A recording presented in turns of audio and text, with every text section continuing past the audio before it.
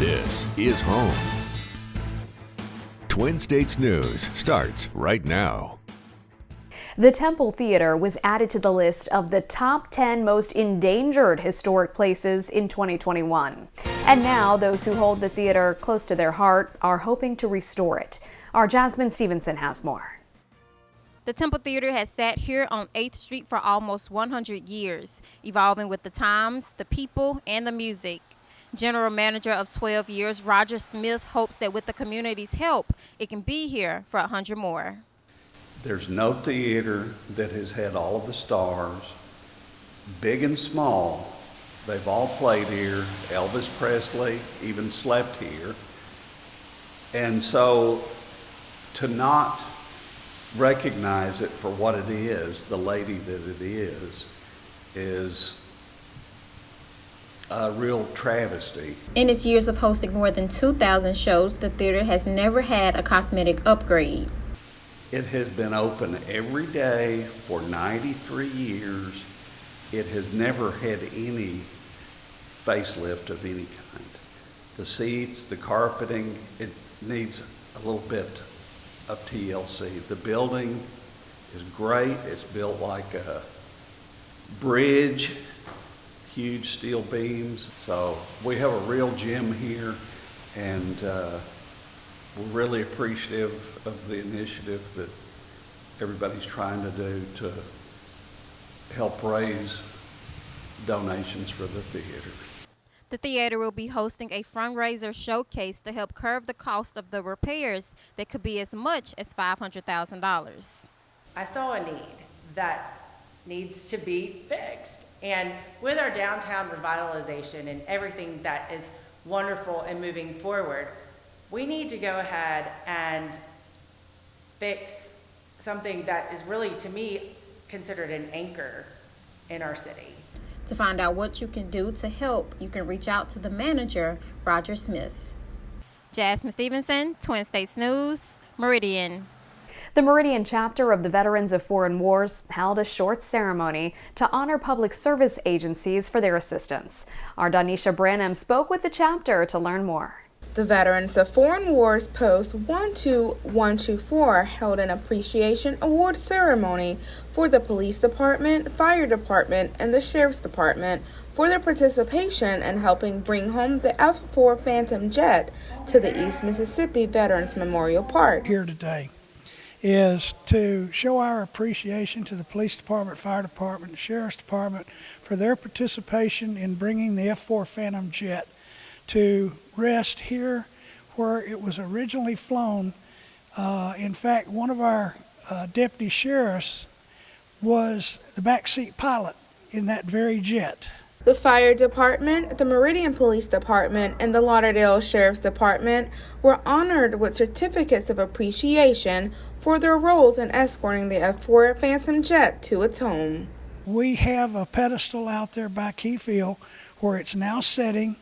It's been painted just like it was when it was here. Well, this is great. By being involved with both organizations, I have I guess like double whammy of enjoyment from it. To see an airplane out at Keyfield that I spent 13 years working on, checking the engines out and all, and then being involved with the VFW trying to help get this done. This was only the first step for the Veterans Memorial Park. Danny Smith shares what the next steps are for the park. Well, next in that process is going to be our Wall of Remembrance. It's very similar to the Vietnam Wall that you have in Washington, or the Traveling Wall. It will have 12 by 12 plaques of marble on it for each individual that has served in the military. Danisha Branham, Twin States News, Meridian. If you are looking for a job, the City of Meridian has several openings, ranging from utility plant technician to animal control officer and more. The city has opened applications that you can find on the city's website, along with job descriptions and salary information. Applications will close at noon on September 9th. The Meridian Police Department Patrol Division arrested a Meridian man last night for burglary. Ponce Davis was arrested for a burglary that happened on July 20th at A&B Electric. His bond is set at $10,000. Alabama football coach Nick Saban looks to be sticking around for the rest of the decade. The coach is set to be paid nearly $94 million over the next 8 years. The University of Alabama Trustees Compensation Committee approved an extension through February 28, 2030. The 70-year-old has led the Crimson Tide to 6 national titles. A letter from the National Archives reveals what it had received from former President Trump's Mar-a-Lago home in January. The discovery of a trove of secret government documents triggered an alarm within the Justice Department well before the FBI search of the property earlier this month. Madeline Rivera has details from Washington. In a May letter, the National Archives says former President Trump had more than 100 classified documents, totaling some 700 pages, when it recovered 15 boxes from Mar-a-Lago in January. Some of the items had the highest levels of classification, including those marked Special Access Program, prompting the agency to alert the Justice Department. The SAP materials is stuff that you're supposed to sign in for, sign out for, go to a special place to read. It would be very, very difficult to accidentally walk off with those documents. The letter also reveals the National Archives and the White House counsel's office had ongoing discussions over Mr. Trump's arguments that some materials may be protected by executive privilege. But the government says the documents are their property and need to be assessed. In some ways, it's inconceivable that any former president would do that until you start to think, here's a man who just did not care for the law. On Monday, Mr. Trump's team filed a motion seeking an independent review of the documents that were seized in Mar-a-Lago this month. I think ultimately the judge is not going to appoint a special master, but there's a messaging component to these pleadings, and the fact that you and I are talking about it this morning means that they are doing okay in the messaging part of that pleading. The Trump team's demands to have a neutral party inspect the documents could get complicated, since many of the materials have already been reviewed by the Justice Department. In Washington, Madeline Rivera, Fox News. A former Louisville detective pleaded guilty today to helping falsify a search warrant that led to the killing of Breonna Taylor. Taylor's death helped fuel a wave of protests over police use of force against people of color. The former officer, Kelly Goodlett, pleaded guilty to 1 count of conspiracy in federal court, this according to the New York Times.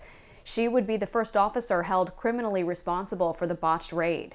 Goodlett could face up to 5 years in prison, a $250,000 fine, and 3 years of supervised release. She's one of 4 former Louisville officers charged by the U.S. Justice Department. A market sell-off Monday prompted new concerns about the state of the economy and whether inflation will remain persistent. The Biden administration is also expected to make a decision by the end of this month and perhaps as soon as tomorrow regarding student loans. That could mean the pandemic payment pause will be extended or a certain amount of debt will be forgiven for millions of Americans. Lauren Blanchard reports from Washington. Monday was a rocky start for the stock market, the worst day since June as investors began what will be a big economic week. At the opening bell Tuesday, the market little changed from the day before. Friday, not only will the latest economic data show us where inflation stands, the Federal Reserve Chair Jerome Powell will likely give an idea of whether more interest rate hikes are coming. There's a lot of headwinds and a lot of warning signs. But when we look at the inflation components, they are coming down. And just a week away, student loan payments will restart after a more than 2-year pause during the pandemic. Advocates of loan forgiveness say restarting payments on top of record high inflation will cripple some families. Progressives are pushing to cancel all student debt. Representative Pramila Jayapal tweeting 50% of parents with student loan debt said that if payments restart, they won't be able to meet their family's basic financial needs. The White House is weighing forgiving $10,000 for many borrowers. However, critics say it's not fair to those who worked to pay off their loans or chose not to attend a 4-year college, and say the problem is skyrocketing education costs. If you gave every kid in America $1,000 to go toward their next semester of college, the price of college goes up $1,000. Senator Rick Scott introduced his College Act, which would put universities on the hook for unaffordable tuition and for failing to prepare students for jobs that could pay off their loans. In Washington, Lauren Blanchard, Fox News. Higher interest rates are apparently starting to cut into potential homebuyers' ability to purchase a property. New home sales declined more than expected last month to the lowest level since early 2016. The month-over-month decline was 12.6%. However, in the year ending in July, new home sales are down 30%. If you're having a hard time finding a car to buy, don't expect it to get better anytime soon. Toyota's Executive Vice President of Sales, Jack Hollis, says he expects the supply shortage to last until late next year. Hollis says even if the supply chain issue is fixed, he doesn't believe things will go back to how they used to be, with dealership lots full of cars. Car inventories have started to slowly recover. Software company Cox Automotive estimates there was a 37-day supply in July. That was up from a 29-day supply a year prior. However, it's still only about half of the historical average. The husband of U.S. House Speaker Nancy Pelosi has pleaded guilty to driving under the influence. The plea is in connection with a crash in May. Paul Pelosi was sentenced to 5 days in jail and 3 years of probation. He's already served 2 days in jail and received conduct credit for another 2. Napa County Judge Joseph Salga says Pelosi will work 8 hours in the court's work program in lieu of the final day.